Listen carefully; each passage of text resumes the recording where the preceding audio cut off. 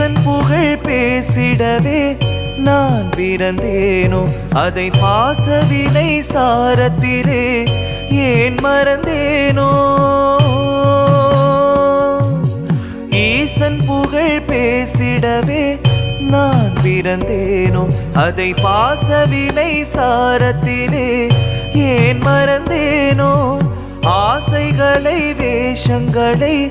நான் விடுவேனோ அந்த மாசகன்ற சோதியனை சேர்ந்திடுவேனோ